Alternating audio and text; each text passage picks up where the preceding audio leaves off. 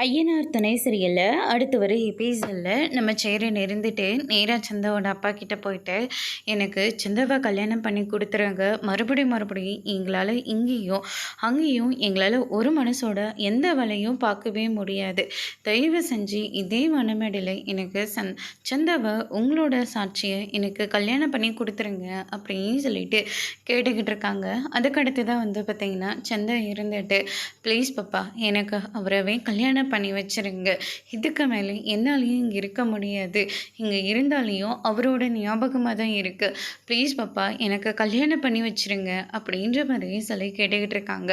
ஹரிஷ் இருந்துட்டு இதுக்கு மேலேயும் நம்ம எதுக்காக இவங்க ரெண்டு பேர்த்தையும் பிரித்து வைக்கணும், எப்படியும் நம்மளுக்கு பொழப்புன்னு ஒன்று இருந்தால் அது சென்னையில் தான், அங்கே சந்தாவை நான் நல்லபடியாக பார்த்துக்கிறேன், நீங்களும் அங்கே அடிக்கடிக்கு வந்துட்டும் போகலாம், இங்கே இருந்தால் மாமாவுக்கும் தேவையில்லாமல் மன கஷ்டம்தான் இருக்கும், அதுக்கு பேசாமல் நம்ம சந்தாவை கல்யாணம் பண்ணி கொடுத்துட்டு சென்னையிலே நம்ம செட்டில் ஆகிடலாம் அப்படின்னு சொல்லிட்டு நம்ம ஹரிஷும் ஒரு பக்கம் சொல்லிக்கிட்டு இருக்காங்க.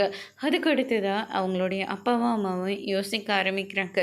இவளால் மான மரியாதை எல்லாமே போச்சு, இங்கேருந்தும் சொந்தக்காரங்க முகத்தெல்லாம் பார்க்கவே முடியாது, பேசாமல் நம்ம சந்தாவை இந்த பையனுக்கே கல்யாணம் பண்ணி கொடுக்குறது தான் எல்லாத்துக்கும் சரியாக இருக்கும் அப்படின்னு சொல்லிட்டு சந்தாவோட அம்மா ஒரு பக்கம் சொல்லிட்டு இருக்காங்க.